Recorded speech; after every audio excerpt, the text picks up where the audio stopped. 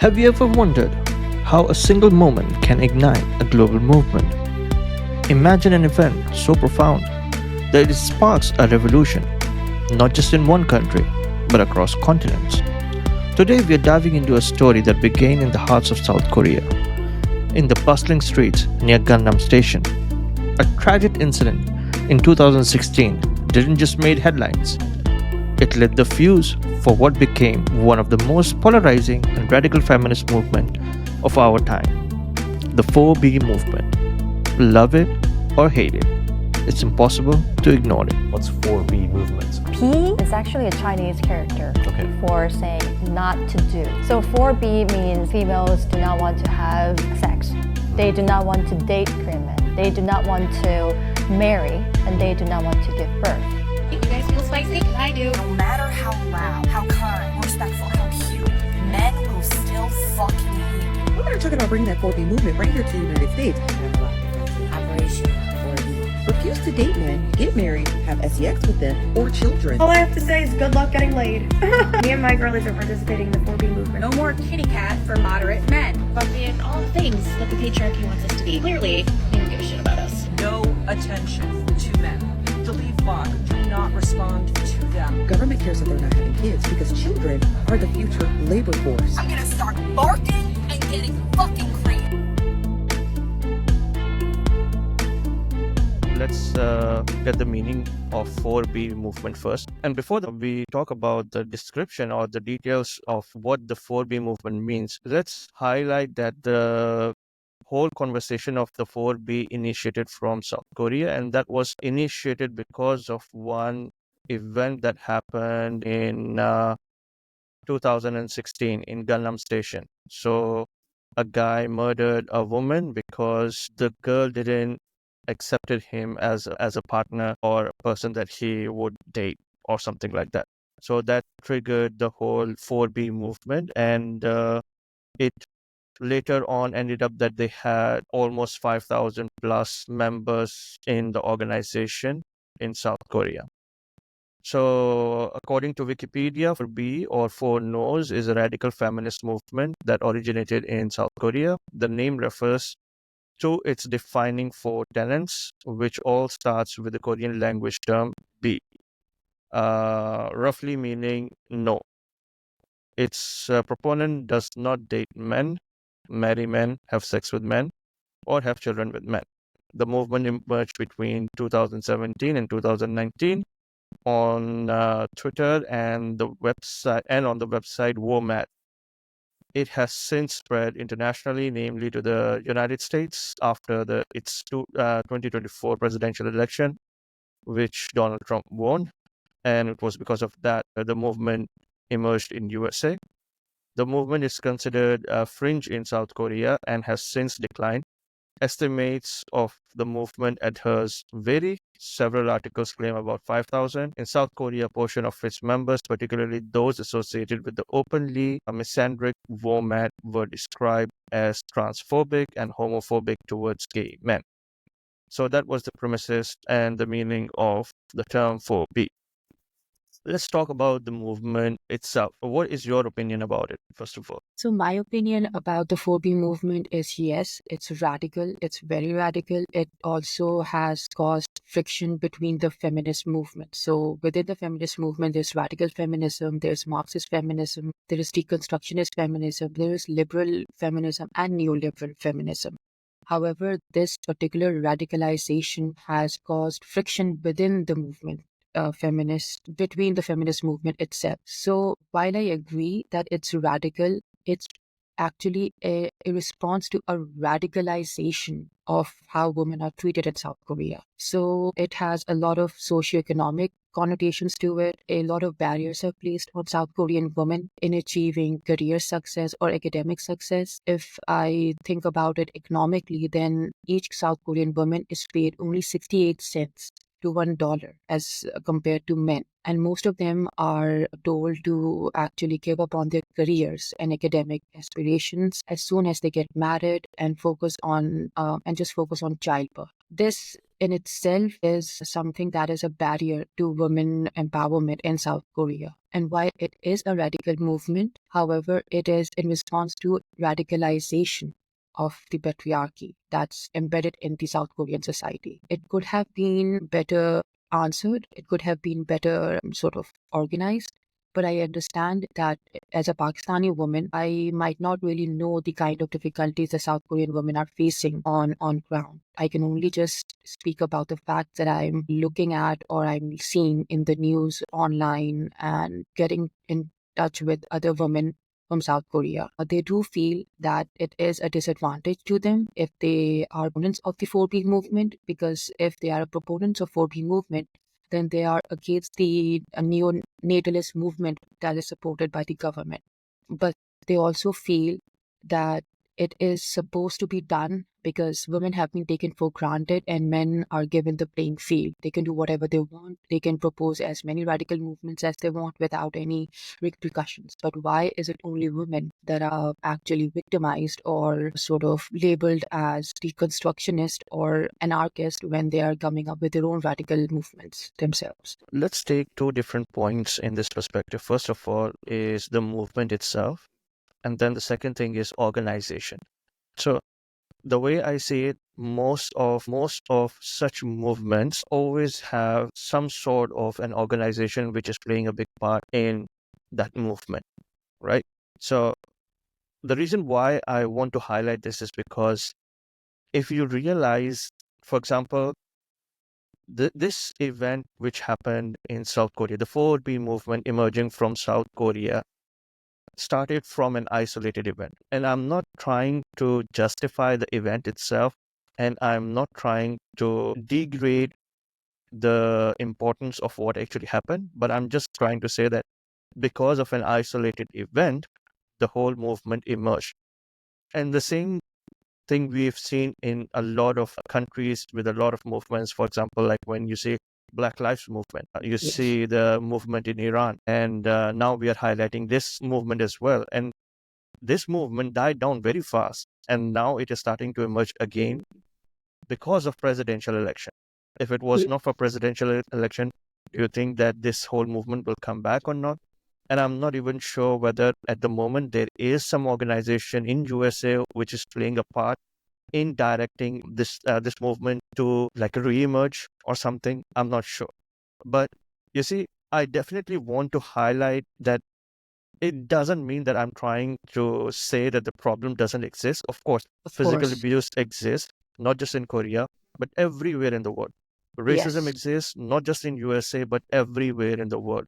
And Yes. religious disparity exists not only in Iran, but every single place in the world.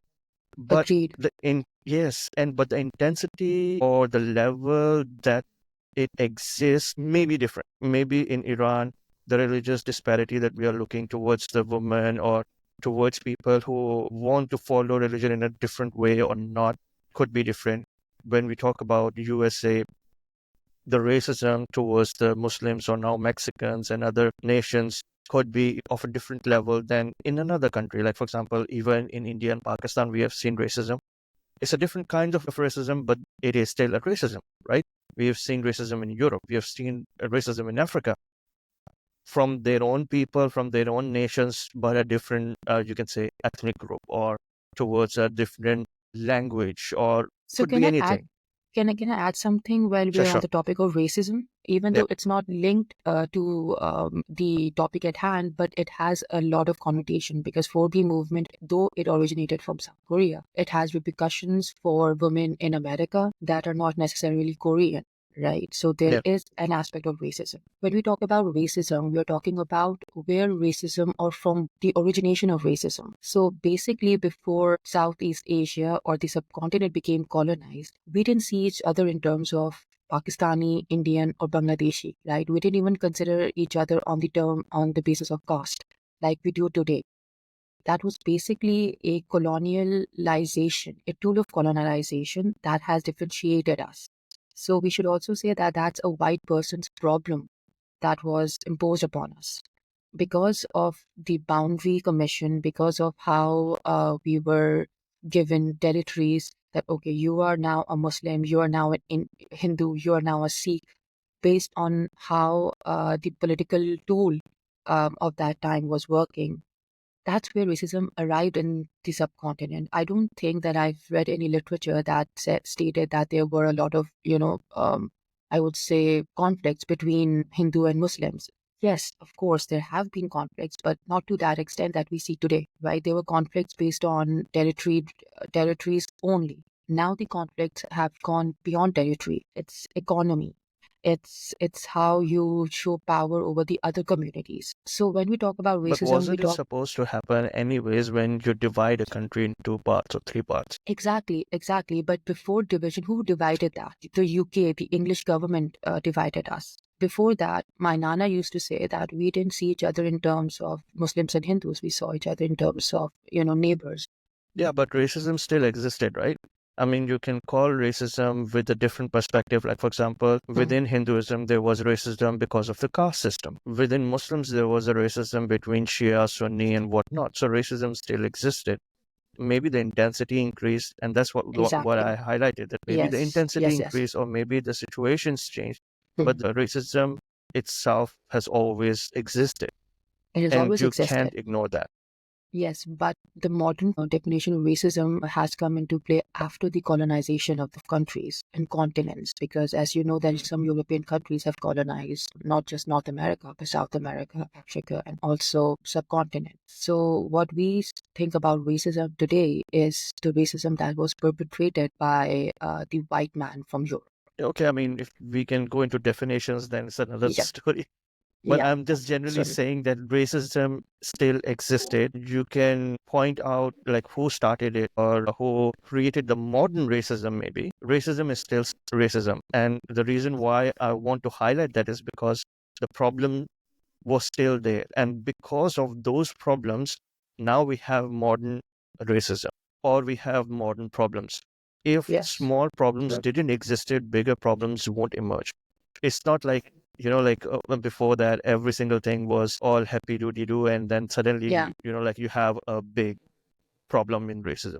If everybody was happy before, when you introduce something, you will have a lot of resistance because everybody is happy.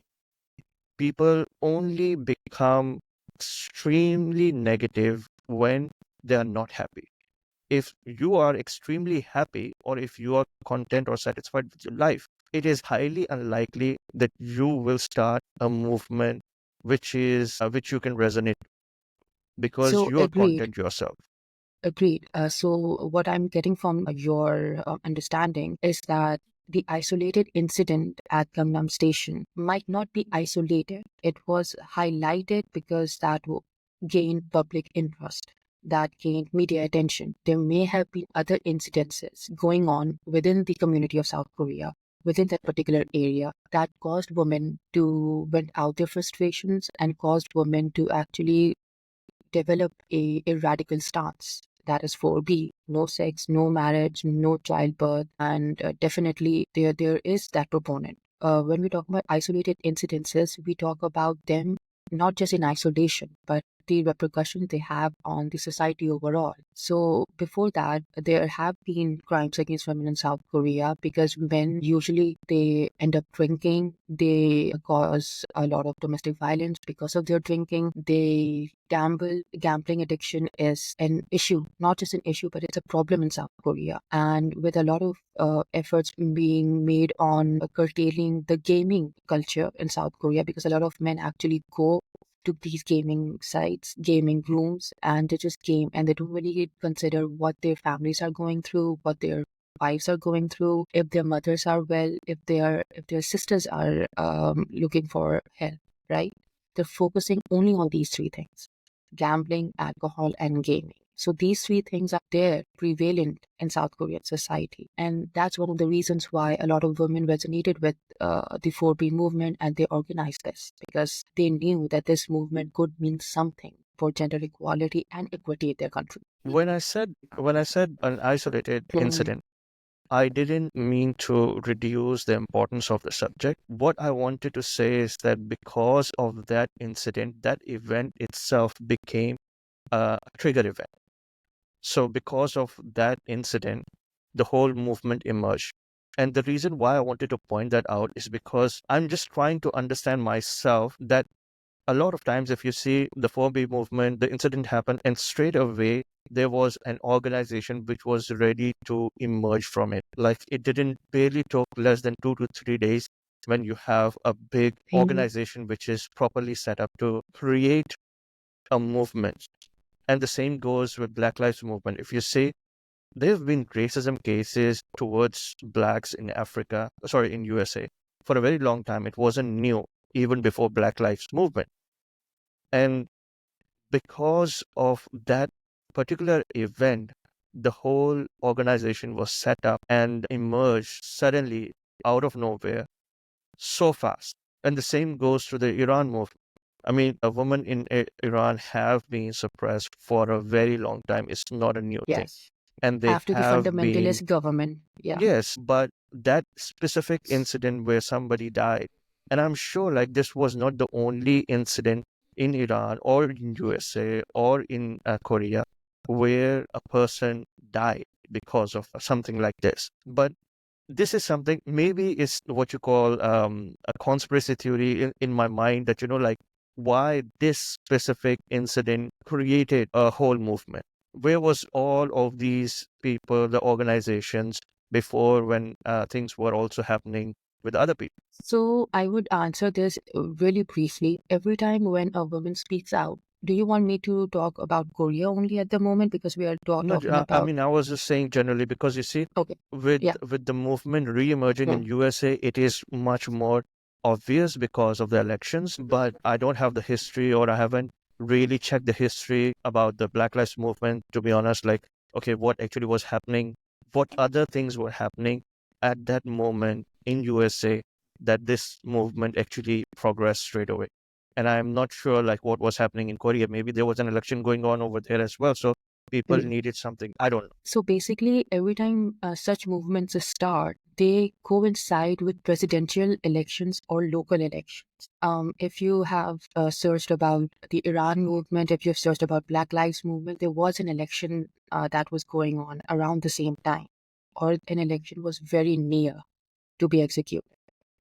These movements start because some of the time the electorate representatives of parties, they make certain statements that go against a lot of societal values, that diminish the value of a lot of marginalized societies and a lot of marginalized groups. When we talk about the 4B movement, it started because of that Gangnam Station, but it also started because the president of that time is an anti-feminist, right? He's not someone who is liberal. He's not progressive. And he made certain changes in the constitution that would make all of these gender equality movements seem radical and label them as terrorist organizations.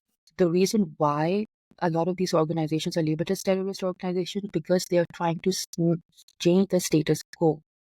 They're trying to sort of answer, or they're trying to respond to a hierarchy that has capitalized on the bodily autonomies of these groups, and they have also capitalized on their economic worth.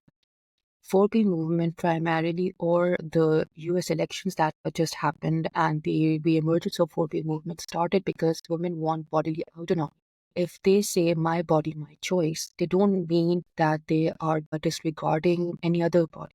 They just want bodily autonomy. They want a say in their maternity leave. They want a say as to when they will have a child, who they will have a child with, how they're going to raise a child. It all boils down to bodily autonomy and nothing else. Because during the US elections, I believe there was let me just look at my notes, a Republican candidate named Nick Fontes. He, instead of saying my body, my choice, he said your body, my choice, which means that he was catering to a lot of young men and a lot of men to say, look, if you see a woman, it's your choice to do whatever you want with her body. It will be her body, but it will be my choice, right? So that is giving a patriarchal connotation to this twist in the popular phrase.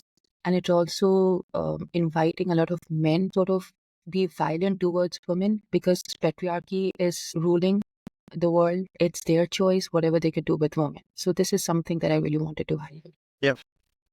Uh, I agree, but at the same time, I feel like the message normally from such, you can say, like influencers, especially when it comes to media influencers, because the movement actually emerged from social media movement. Yes, of course. Then the organizations started to emerge. There was, I think, a few small organizations which were trying to raise awareness on certain topics. The main thing is when everybody, and this is a big problem now, before not so much, and I feel like this is one of the reasons why the movement in South Korea failed really fast, is because the during that time maybe the media's exposure was not so vast and so fast. Yes. And this is one of the reasons why now in USA it is picking up so fast. And the problem with that is, and I think you can agree with that from Pakistan's point of view as well, because we have seen that whenever a political issues come forward, you always see a lot of information being spread through, a lot of different Misinformation ideologies and coming up, disinformation as well. Sorry to cut you off, but disinformation, at the misinformation and same time disinformation. perception. Hmm. You could have a very strong argument because of a certain issue, but the way you're going to portray it, the way you're going to convey a message, people are going to perceive it in their own way.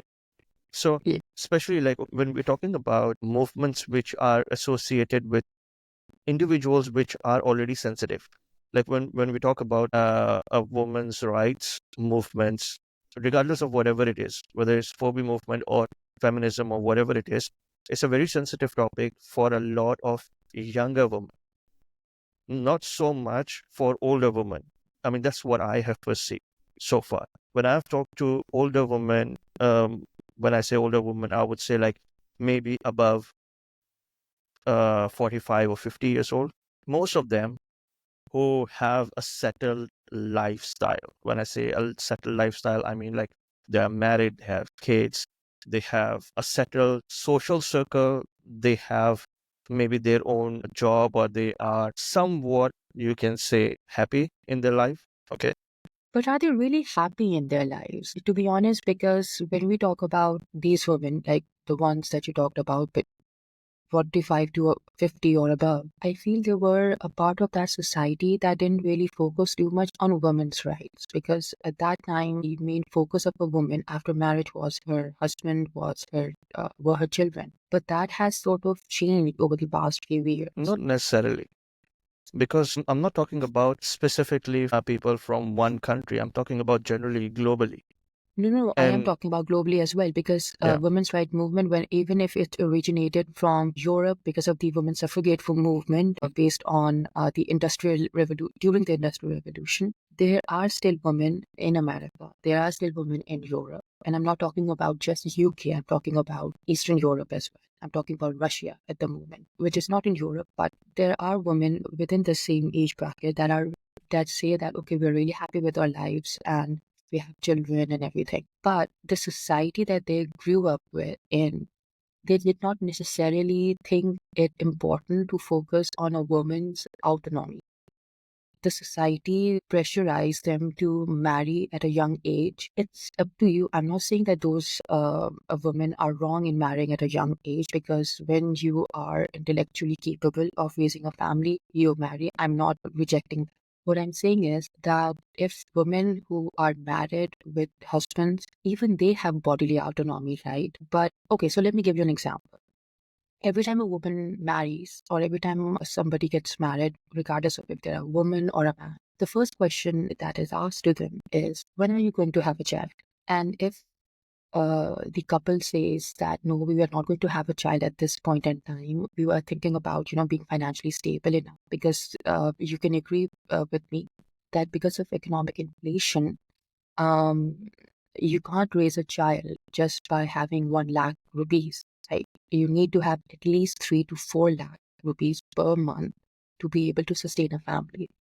So if they say that, most of the time, what I hear or what people hear is that the woman is the one who may have said to her husband that I don't want a child, or there's something lacking in the woman's body, but perhaps she might not be able to have children. And if 2 years go by, 3 years go by, and they don't have and they don't really have a child, what happens is that the woman is penalized. You don't see a lot of people pointing fingers at the man, that maybe there is an issue with the man, or maybe there is no issue and they don't want to have a child. The woman is always penalized. So this bodily autonomy is there with our mothers, is there with us, and will be there with our daughters. It's just how we perceive this society. It's just how much society has evolved or regressed.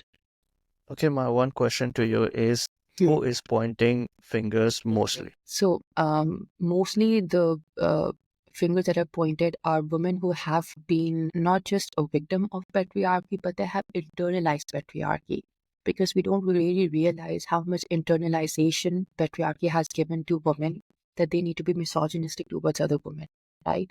So we need to break that connotation. We need to sit down together. We need to say that, look, I understand where you're coming from, but then you also need How to is look that at the side of the story. misogyny then, when a woman is actually blaming another woman for not having a kid?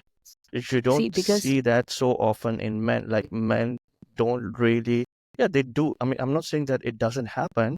Of course, with men also, like, for example, my father or my grandfather, they would, of course, they would want me to have a kid, and they would definitely show some sort of, you can say, curiosity, that if I am not having a kid right now, but I would be more open to having a discussion with my father, or most men would be able to have a reasonable discussion with their parents of why they're not. But generally, you see, like, the way I see it, there are two different worlds. One is, you can say, like a modern world, and then there is traditional world. And in every single country, you will find these two worlds living simultaneously together. When you go to the capital cities like in Pakistan or Europe or everywhere, the way people behave, the way people think in capital cities is much more different than remote areas, or even cities which are proper cities, but they are out of the capital. So people's thinking, people's ideologies, and I don't want to say that it is wrong or right. It's the way it is going forward, the way the message is being delivered, the way message is perceived, and the way and the cycle just going on and on, right? So blaming, I mean, that's why I'm saying that this is a misogynistic thing, that women are actually against women, I find this hard to absorb. And so I do agree that this is a problem. And another thing that I want to highlight before we move forward is that if a man and a woman doesn't want to have kids, right? If both of them can agree that they are going to stand firm on their decision, regardless of what whoever says, then it's their decision, right? Because society is going to blame them for whatever reason, whether about the kids, about the money, about the finances. It's very normal for people to point fingers at. If I'm living in a house but I don't have a car, people will point the fingers at me that, oh, you are living in a big house, why don't you have a car? Or your parents have to walk to the market, why don't you buy a car? Without even knowing like what my situation is. If I haven't painted my house in like 10 years, I don't know, I mean, people don't know about my financial situation or why I'm making my decision, but people will still point fingers at me. Oh, why haven't you repainted your house? It's been more than 10 years. So people will always find a reason to like blame me or direct me to do something. So, let me cut you off. I'm sorry, but you did say that you find it hard to believe that women are misogynistic towards other women, right? A lot of people. No. I'm not saying that I find it hard to believe that. I'm saying to use the word misogyny in this context. It's absolutely correct, because you Okay. see, women do encounter backlash from family and society. And by family and society, I don't necessarily mean only women as well. So they become ostracized, they are stigmatized for rejecting conventional roles. And when they reject conventional roles, they're often subjected to abuse, they're often subjected to a lot of traditional folkways or mores, because they do hear things like, oh, you are someone who is controlling your husband, or who are you to say no to your husband's will to have a child, or why are you being the way you are? Don't you have self-respect? Don't you have any shame? Why are you being like this? Your family raised you well. What happened? So all of these things are misogynistic, and I'm not going to use some terms that are actually sort of said in real life because I don't want to sound inelegant. But there are a lot of inelegant words that are used, and some of them do have negative connotations for women. So that's the misogyny. That's the reverse psychology that is played by women against women for I choosing agree their with bodily all of that. autonomy. Yeah. Yeah, I agree with all of that. My only problem is when men are blamed for it. So see, I'm not just talking. See, that's why I said that women also blame other women because they've Yeah. internalized the misogyny that was perpetuated by men in power, by the patriarchal notion. So it's not just men who are victimizing women; it's also women against women. So if you have followed Trump's elections, there are a lot of women groups that are for Trump. So there's this popular group called Women for Trump, and they reject the notion that a woman has bodily autonomy. They want women to have children. They want women to just be at home, rearing their kids and do nothing else. So yes, there are those women who are against feminism, who are against the notion that women have rights by perpetuating the notion that because women are, are empowered, they will not have children, and that's a shameful thing for them. So Yeah. it's not And just men. this is exactly why I wanted to highlight this, because you see, like the way people are going to share the information, like for example, you and me, I believe that we both are mature enough to have a reasonable discussion with each other on different topics which are quite sensitive, and probably even absorb each other's opinions on it and try to understand how another person is trying to share the information. But nowadays, with social media so active in younger generation, when I say younger generation, I mean kids who don't even have the legal authority to drive or drink, right? So for them, a lot of information that they are going to be receiving, they're not going to be probably, and I don't want to blank slate that, like those kids are stupid or something. What I'm trying to say is that probably a lot of them, they will not be digging deep into the root causes of the information, that what information is being told to them, how the society is with them.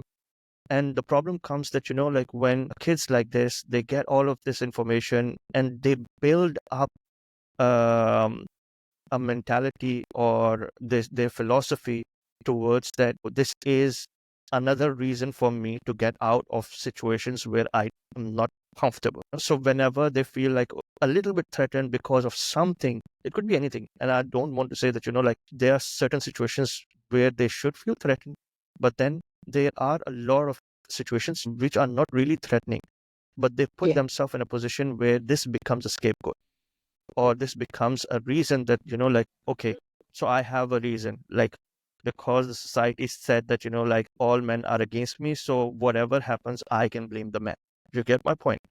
Exactly. I completely get your point and I completely agree with that. Not all men are the same and not all women are the same. So, Yeah. like you said, we can have conversations on difficult topics, on challenging topics, and we may be different in our opinions. But the root cause is that we're trying to find out how this particular discussion can lead to an intellectual conversation among other groups, right? So you've talked about how the younger generation is influenced by social media. I completely agree.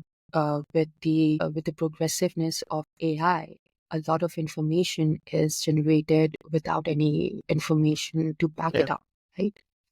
When it comes to information generated from ChatGPT, for example, how are you verifying that information? Is it really something that is supposed to be taken at face value, or should you go deeper? With the span of 0.47 seconds now, the attention span amongst the younger generation, they're not going to read an entire article. They're not going to go in depth. They'll just paste that article, summarize it, and that's it. So yeah. And also media being a clickbait right now. Like at the moment, most of the media is being a clickbait. People are posting like topics which are probably are a way to get views or something, and they're trying to be controversial where they don't need to be controversial. They're trying to build up narratives and ideas which don't really exist, or they are expanded in a way that a small thing becomes huge. Yeah. And I have seen this from my personal experience. I've seen a lot of families where parents are really nice and everything is good. Even the kids, they grow up to be very nice, but as soon as they get inflicted by certain ideologies, they change, and the effect is so much, especially from younger generation. The effect is so much nowadays. Previously, you could see that, like even I saw like my parents telling me that, oh, you are changing, but the change was so slow that it is much more easier to understand where the change is coming from. Nowadays, the change comes so fast. The way the ideologies, the way the perceptions of kids and their influence towards certain things are becoming so fast. And the worst thing is glorifying situations which should not be glorified is becoming a big issue in destroying a society, I personally believe. And the way I think what you mentioned earlier was that, like it's not about not having kids or not dating men or not marrying men. It's more about having the right to your own body. So choosing that.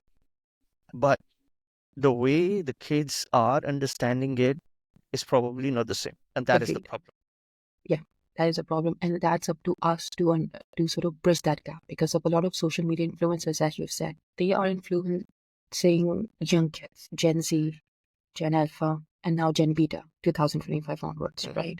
Now with influencers like Elon Musk, I call him as an influencer because he has his influence.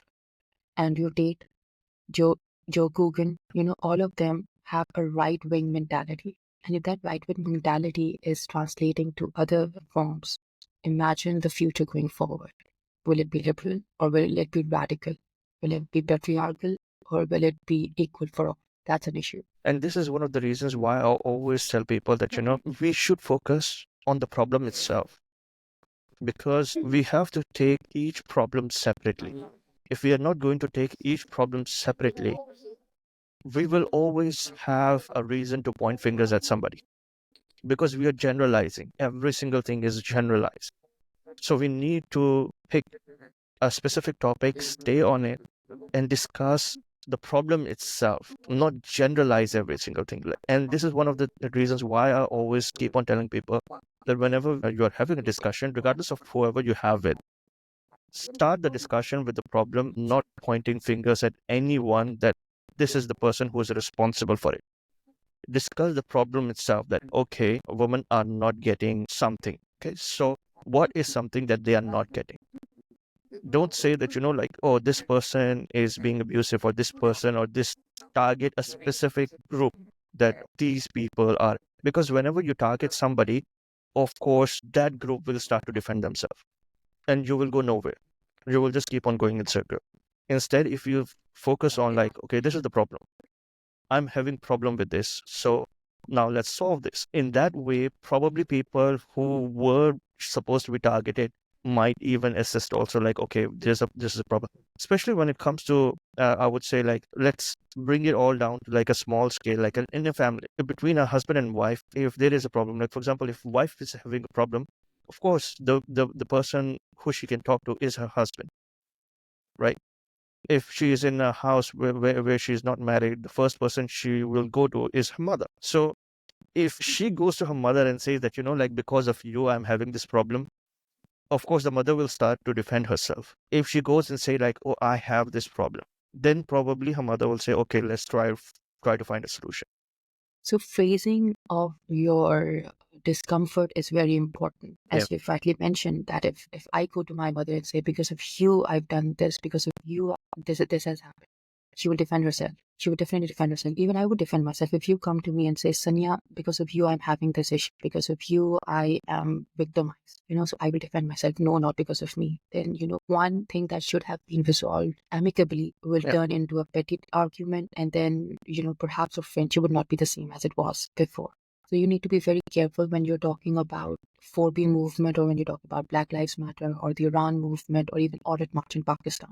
You need to sort of discuss it within that frame of mind. If you're going to connect Aurat march movement with the workers' union movement, then there are two worlds, because the workers' union movement has a different problem. Aurat march has a different problem. They can be sort of bridge together, but it depends on how we are bridging it. Not supposed to come up with a lot of, complicated jargons of, i- that Yeah, what we especially the do blame in. game. I personally have a problem with blame game because whenever you play a blame game, regardless of who, they could be the problem. But whenever you blame somebody, you cannot have a discussion with them You can't. because you have already blamed somebody for something. And And the it bias is kicks highly in. likely. Yeah, And the yeah. And of course, they will start to become very sensitive and the whole thing becomes a loop.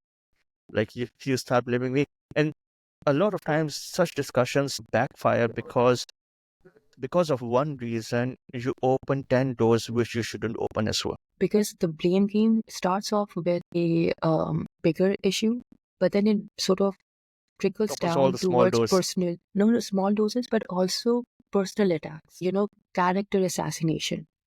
And that sort of becomes very bitter. And that Yeah, becomes, in some cases, very misogynistic. yeah, If you are blaming a woman or if you're blaming a man, it becomes even misogynistic because you're saying, because your mother, blah, blah, blah, or your sister, yeah, blah, blah, blah. So, that before psychology is played. And that becomes even more a case of shame for a man. And he becomes even more defensive. How dare you say that, yeah, this and that?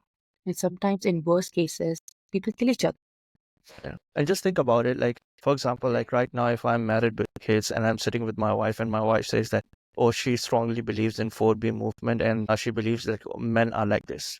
I will be looking at her and I will be thinking that, did I treat you bad in any way? So your wife could say, hypothetically, that there are men who prey on young women, and because of these men, these movements start, right? You're not supposed to generalize it because your husband is sitting in front of you. You have your father as well.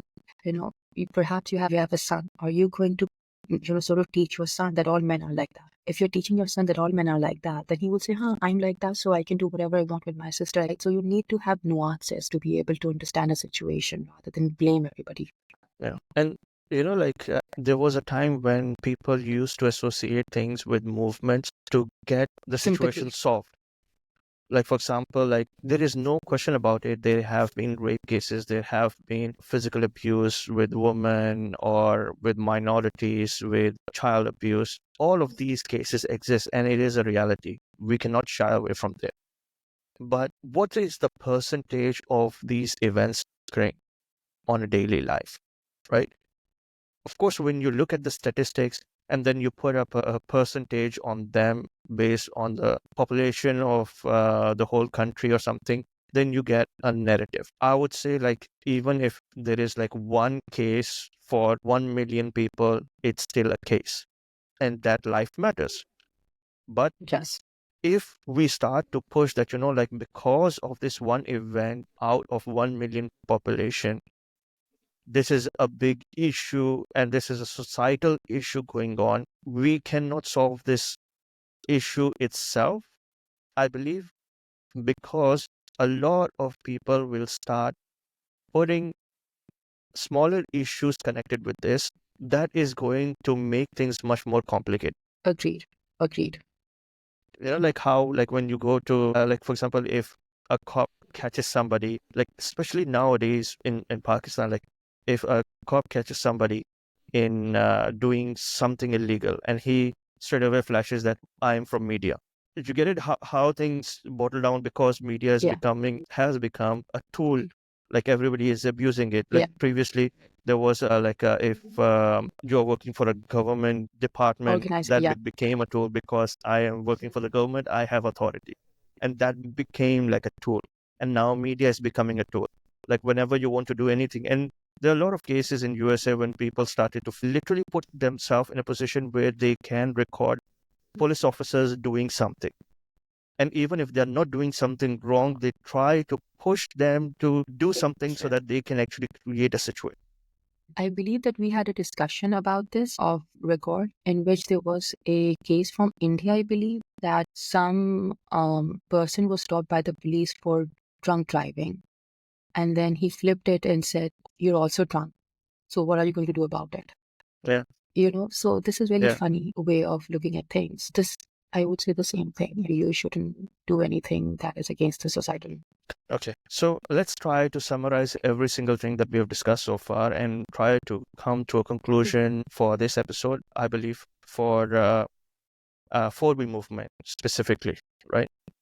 How do you think it is going to be expanding, or the movement is going to materialize after the whole situation has gone through, after the elections, US elections?